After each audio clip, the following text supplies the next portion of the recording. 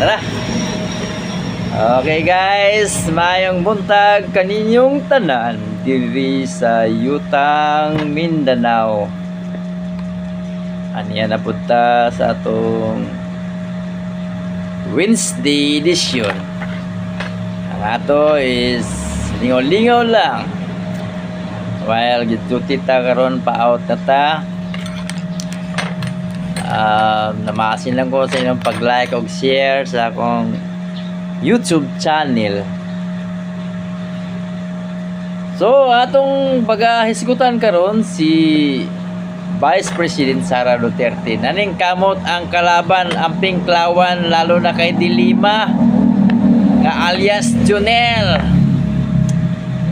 Gusto nilang ipaimpit si Sara kay kabalo sila nga pag makalingkod si Sara Duterte, priso gid silang Dilima.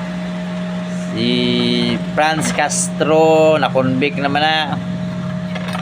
Ang flood control gusto nila ipapriso si Sara kay kabalo sila mo na magimulingkod sa sunod nga eleksyon. Atong butuhan si Sara Duterte luyo sa ang ilang pagpaningkamot nga matanggal si Sara Duterte.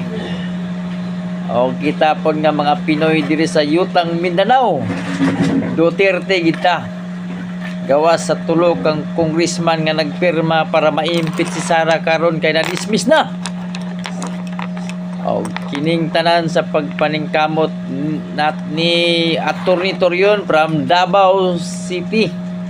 Siya mo naningkamot nga ma-dismiss o kana pud si Attorney Torion mo na naningkamot sa mga Duterte nga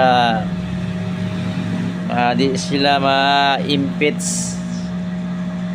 So karon aning kamot na pod si Dilima, si Trillanes nga mapriso si Sara Duterte.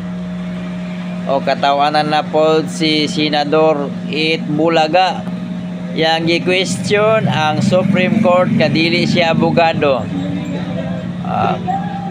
Okay guys, thank you for watching and support Sara Duterte for 2028 presidential election.